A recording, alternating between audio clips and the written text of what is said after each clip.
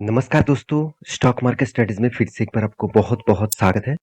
तो मैं आज यहाँ पे मैं डिस्कशन करने वाला हूँ कुछ इम्पोर्टेंट्स अपडेट कंपनी के बारे में, मतलब कुछ इम्पोर्टेंट्स कंपनी के डिटेल्स के बारे में।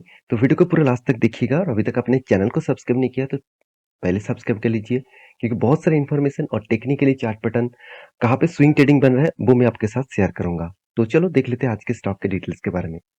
सबसे पहले मैं जिस कंपनी के बारे में डिस्कशन करूंगा उसका नाम है फाइन ऑर्गेनिक। देखिए कंपनी के नाम में ही पता चल रहा है कंपनी का नाम फाइन है। तो फाइन मतलब अच्छा है। तो ऑब्वियसली कंपनी का जो जो फंडामेंटली एंड फाइनेंशियली जो स्ट्रेंथ है वो बहुत अच्छा है। क्यों बता रहा हूँ, चलो मैं आपको थोड़ा सा अंदाजा देता हूँ। आप देख सकते हैं कंपनी का जो पी रेशियो है और इंडस्ट्रीज पी रेशियो वो उससे भी कम है। और उसके बाद कंपनी का रिटर्न ऑफ इक्विटी और रिटर्न ऑफ कैपिटल एम्प्लॉयड देखिए कितना 65% के आसपास है। इसका मतलब बेस्ट से भी बेस्ट लेवल में है। तो कंपनी का फेस वैल्यू 5 रुपए है और कंपनी का एनुअली इनकम भी अच्छा खासा है। कंपनी भी 15,000 करोड़ के है। देखिए जब कोई स्मॉल कैप टाइप कंपनी के बारे में मैं बात करता हूँ, अगर उसका फंडामेंटली ग्रोथ ठीक ठाक है, सब कुछ पॉजिटिव में है, तो सोचिएगा आज नहीं तो कल वो भागेगा। जब भागेगा वो रॉकेट की तरह भागेगा, क्योंकि उसका हर स्ट्रेंथ यही बता रहा है कि कंपनी आज नहीं तो कल भागेगा। तो कुछ ना कुछ तो नेगेटिविटी है जिसके चलते कंपनी कंटिन्यूअसली गिरावट हो रहा है। उसके पीछे सबसे ज्यादा नेगेटिविटी है वो है डिमांड। देखिए केमिकल इंडस्ट्रीज का जो डिमांड है वो ग्लोबली मार्केट में और इंडियन मार्केट में बहुत कम हो चुके हैं। और इस कम होने के कारण स्टॉक के ऊपर हर कोई केमिकल इंडस्ट्री स्टॉक के ऊपर प्रेशर अभी भी है। अगर कंपनी का हाथ में कैश दिखा दूं तो 405 टोटल करोड़ का कैश है। तो मुझे इस कंपनी में जो बेस्ट पॉइंट लगा वो है कंपनी का बैलेंस शीट। बैलेंस शीट में क्या, देखिए कंपनी 250 करोड़ से भी ज्यादा यहाँ पे इस बार कंपनी बन चुकी है 15,000 करोड़ के आसपास।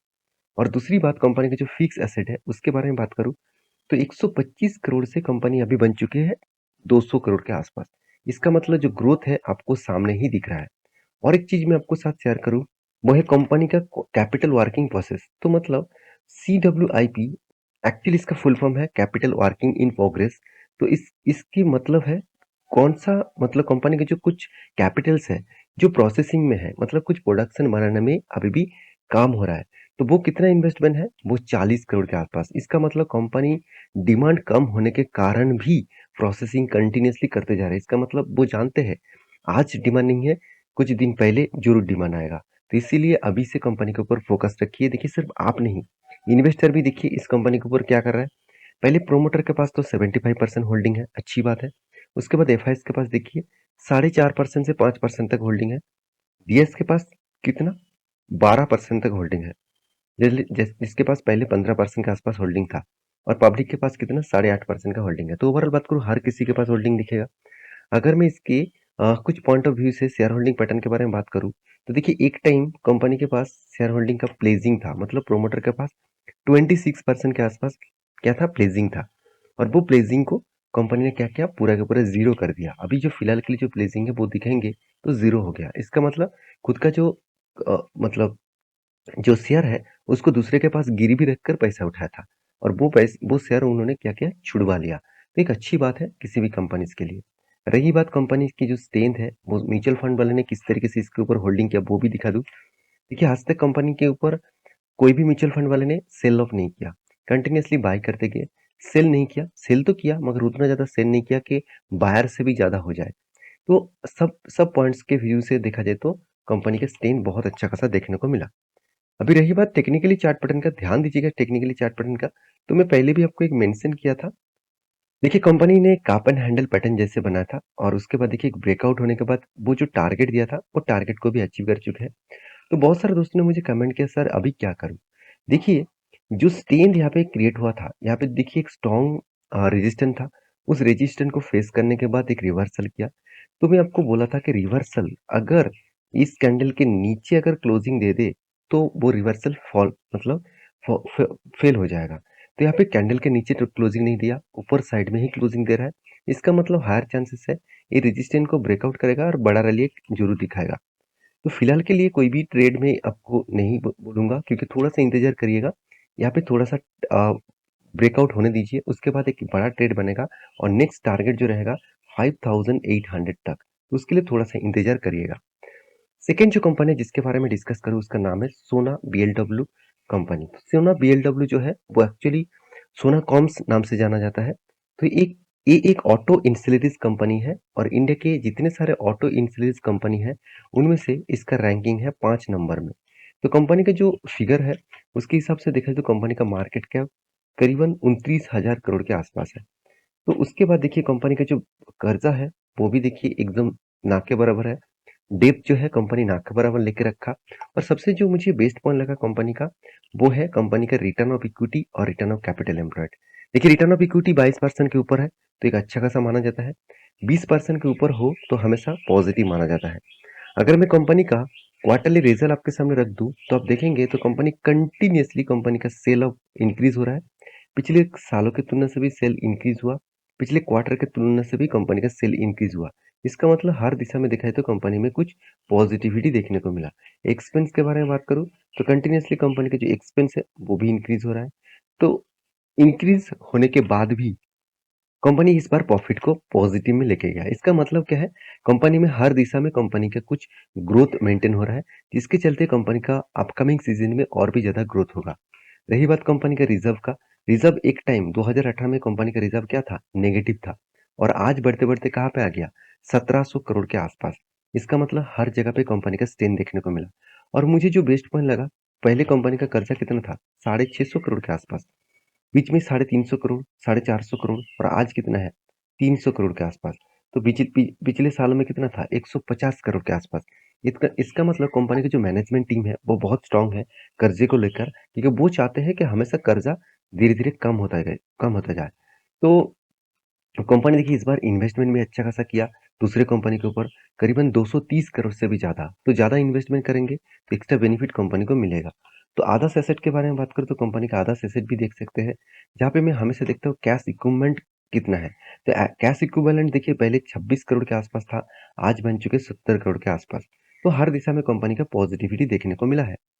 अभी रही बात चार्ट पैटर्न का, तो मैं पहले भी मेंशन किए थे कि यहाँ पे जो रेंज बनेगा वो रेंज बहुत स्ट्रॉन्ग एक रेजिस्टेंस है, क्योंकि इसी रेजिस्टेंस को फेस करने के बाद एक बिग क्रैश देखने को मिला। तो इसको मैं रेजिस्टेंस के साथ साथ एक सप्लाई जोन भी कहूंगा, क्योंकि जहाँ पे बिग क्रैश देखने को मिलता है वही सप्लाई जोन को ब्रेक करना इतना आसान नहीं होता है। देखिए उसी लेवल में गया और उसके बाद उसको टच करने के बाद ही क्रैश हो गया। फिर भी यहाँ पे देखिए बायर बहुत तेजी से बाय करने के लिए कोशिश किया, मगर उसको सेलर से एक्टिव कर दिया। तो मेरे हिसाब से जो ट्रेंड बन रहा है, यहाँ पे जो ट्रेंड बन रहा है, मेरे हिसाब से सेलिंग साइड में गिरावट का माहौल देखने को मिल सकता है। तो आप कहेंगे सर कौन सा लेवल तक आ सकता है? देखिए यहाँ पे जो रेंज बनेगा 479 रुपीज के आसपास, इस रेंज तक आ सकते हैं। इसको टच करके फिर से अगर रिवर्सल करे तो एक एंटी लेवल यहाँ पे मिलेगा। तो थोड़ा सा अभी होल्ड करिएगा। अगर आप हायर लेवल में बाय करके रखे तो थोड़ा सा नीचे साइड में एवरेज कर सकते हैं। तो नेक्स्ट जो कंपनी है, जो बहुत दोस्तों के कमेंट्स में मैं इस वीडियो आपको लेके आया, बहुत सारे दोस्तों ने कमेंट किया। तो आपका भी कुछ कमेंट्स है, मतलब आप भी कुछ कंपनीज के बारे में डिटेल्स जानकारी जानना चाहते हैं तो मुझे जरूर कमेंट करिए। देखिए नेक्स्ट जो कंपनी जिसका नाम है चोला फाइनेंस। तो चोला फाइनेंस एक फाइनेंस इंडस्ट्रीज के साथ जुड़े हुए हैं। एक ऐप देखा जाए तो एनबीएफसी है। इस कंपनी के बारे में डिस्कशन करूँ तो कंपनी की जो स्ट्रेंथ है मुझे ऑब्वियसली उतना खास नहीं लगता, क्योंकि कंपनी का रिटर्न ऑफ कैपिटल एम्प्लॉयड 9% है, मगर रिटर्न ऑफ इक्विटी 20% के ऊपर है। देखिए कोई भी फाइनेंस कंपनी हो, कोई भी बैंकिंग कंपनी हो, तो हमेशा रिटर्न ऑफ कैपिटल एम्प्लॉयड ना देखे, हमेशा आप रिटर्न ऑफ इक्विटी देख लीजिए। वहाँ पे अगर 20% से ज्यादा है तो बेस्ट लेवल में देखने को मिलेगा। तो कंपनी के पास डेप्थ है, क्योंकि फाइनेंस कंपनी है, डेप्थ तो होगा ही। डेप्थ लेने के बाद भी कंपनी अच्छा खासा एनुअली इनकम भी कर रहा है। तो मेरे हिसाब से कंपनी में एक स्ट्रेन देखने को मिलता है। तो रही बात कंपनी के मतलब क्वार्टरली रिजल्ट अगर देखेंगे तो 2600 करोड़ का पिछले बार क्वार्टरली रिजल्ट किए थे। इस बार करीबन 3700 करोड़ के आसपास कंपनी का क्वार्टरली रिजल्ट हुआ। तो कंपनी सारे प्रॉफिट को मेंटेन, मतलब एक्सपेंस को मेंटेन करके, इंटरेस्ट को पे करके कंपनी इस बार 1100 करोड़ का प्रॉफिट किया। इसका मतलब कंपनी का जो ग्रोथ है वो अच्छा खासा लेवल में हो रहा है। तो इसीलिए कंपनी आपको अच्छा खासा रिटर्न भी दे दिया, धमाका जैसा रिटर्न दिया। सेल्स ग्रोथ, कंपनी का प्रॉफिट ग्रोथ, कंपनी का रिटर्न ऑफ इक्विटी और कंपनी का सीएजीआर परसेंटेज हर दिशा में दिखाए तो बेस्ट ऑफ बेस्ट व्यू थे आपको देखने को मिलेगा। और इसी के चलते हैं अगर म्यूचुअल फंड वाले के बारे में बात करूं तो देखिए कंटिन्यूसली म्यूचुअल फंड वाले ने क्या किया, बाइंग किए थे दिसंबर में, जून में, फरवरी में, मार्च में देखिए थोड़ा सा सेल किया। और अप्रैल मंथ में क्या किया, कंटिन्यूसली बाइंग किए। और मई मंथ में थोड़ा सा सेल ऑफ किया। देखिए सेल जो हो रहा है वो उतना ज्यादा नहीं है, बाई जो हो रहा है वो ज्यादा है। क्योंकि आप सेलिंग के बारे में बात करूँ तो आप देखेंगे तो करीबन 15 लाख के आसपास सेल किया गया और बाइंग पिछले सालों में पिछली बार कितना किया गया 45 लाख के आसपास। तो सॉरी 4,53,000 के आसपास। और इस बार कंपनी ने सेल कितना किया एक 1,50,000 के आसपास। इसका मतलब कंपनी में जो स्ट्रेंथ है वो सीधा सीधा दिख रहा है। देखिए इसके इसके लिए कंपनी का चार्ट पैटर्न में पहले भी आपको मेंशन किया था एक वीडियो में कि ये जो रेंज था ये बहुत स्ट्रांग था, क्योंकि इस रेंज को एक बार, दो बार, तीन बार रिटेस्ट किया। और ध्यान दीजिएगा यहाँ पे जो पैटर्न बना था वो पैटर्न एक्चुअली देखा जाए तो एक काप एंड हैंडल जैसे पैटर्न बना था। जब काप एंड हैंडल जैसे पैटर्न बनते हैं और उसको ब्रेकआउट होते हैं ग्रीन कैंडल के माध्यम से और वो भी स्ट्रांग, तो सोचना उसके ऊपर आपको एंट्री लेवल बनेगा और आपको टारगेट रेशियो कहाँ पे मिलेगा, जो इसका जो काप का जो फिगर है मतलब साइज है उसी हिसाब से इसका टारगेट आपको मिल जाएगा। देखिए टारगेट यहाँ पे मिल गया। तो आप कहेंगे सर अभी क्या करना चाहिए? देखिए फिर से कंपनी ने यहाँ पे थोड़ा-सा वॉल्यूम क्रिएट किया, उसके बाद फिर से भागना स्टार्ट हुआ। तो मैं ज़रूर कहूँगा जिस तरीके से वॉल्यूम यहाँ पे डिक्लाइन होते जा रहा है, तो मेरे हिसाब से थोड़ा-सा ऊपर जाकर प्रॉफिट बुकिंग स्टार्ट होगा। तो थोड़ा-सा इंतज़ार करिएगा। कभी भी अगर रिवर्सल करके रीटेस्ट करके ऊपर जाना स्टार्ट कर दिया, तो मैं आपको एंट्री लेवल फिर से बताऊँगा।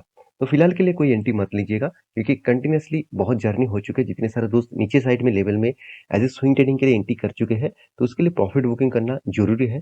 बाकी आप एक बार रिसर्च जरूर करिएगा, उसके बाद डिसीजन लीजिएगा।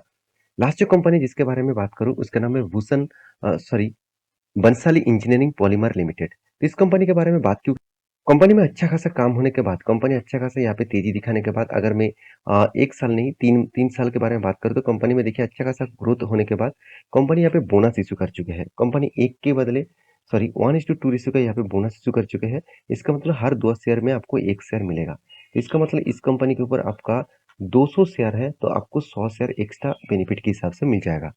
तो ये सारे कंपनीज के डिटेल्स में आपके सामने रख चुका हूँ। आपको कौन सा वीडियो अच्छा लगा मुझे जरूर कमेंट करना। आपके अगर कोई भी किसी भी कंपनीज के ऊपर इन डेप्थ जानना है तो मुझे जरूर कमेंट करना, और वीडियो अच्छा लगा तो प्लीज लाइक करना, चैनल को जरूर सब्सक्राइब करना। और ये वीडियो मेरा एजुकेशन पर्पस में था। मेरा काम है आपको सिखाना और आपका काम है सीखना। तो प्लीज सीखते जाइए और आगे बढ़ते जाइए। मिलेंगे नेक्स्ट वीडियो में, तब तक के लिए अच्छे से रहिए, अपने ख्याल रखिए। Bye bye.